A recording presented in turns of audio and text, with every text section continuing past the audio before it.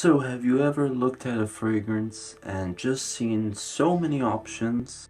For example, if you look at L'Homme by YSL or Yves Saint Laurent, you'll see L'Homme has like 4 different flankers, and then they have La Nuit de L'Homme has a bunch of flankers, and it's just all flankers, and there's just so many options. Well, this video is supposed to help you pick one that will be better than the original. So at least you'll be getting something that's better than the original, just in my opinion. These are 4 fragrances that are flankers, but they do a better job than the original.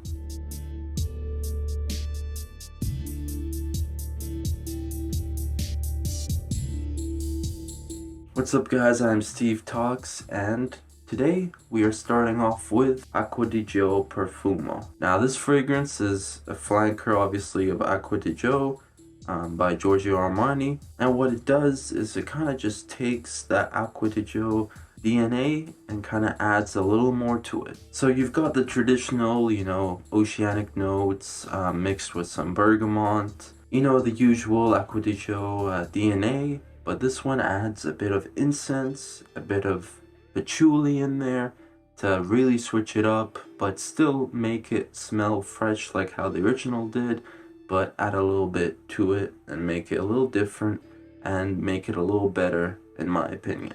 And Aqua di Gio also, the Perfumo version has better performance and also is just a better fragrance for more different occasions.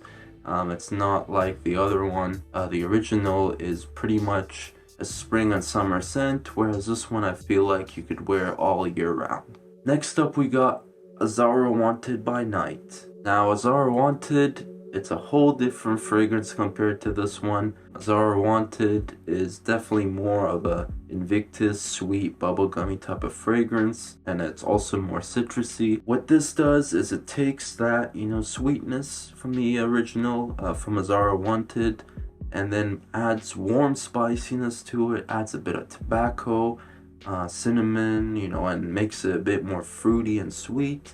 And I really love this stuff.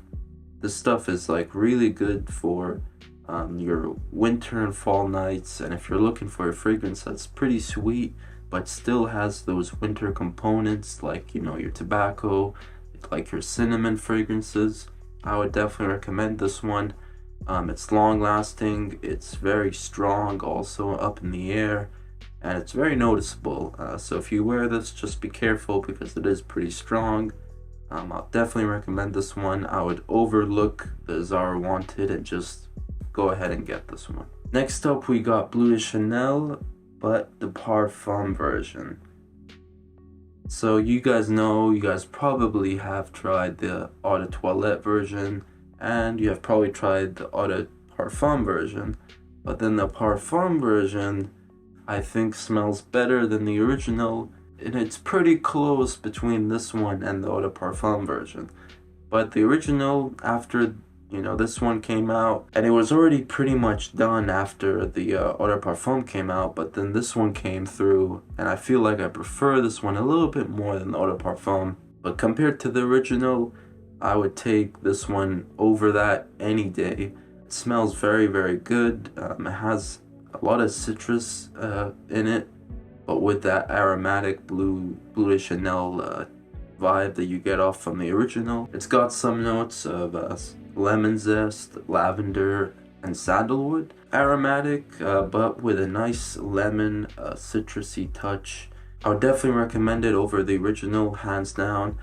So if you're scrolling through Bleu de Chanel's and you're like not sure of what to get, I would recommend getting this one. It is a bit more pricey, but it's still very worth it, I feel, because you get everything from the original but on a better level. And lastly, we have got Dolce Gabbana The One Royal Night. Now the one EDP I will say is very good, but the one EDT or the Eau de Toilette is just not that great at all. It doesn't have as much character as the one Royal Night does.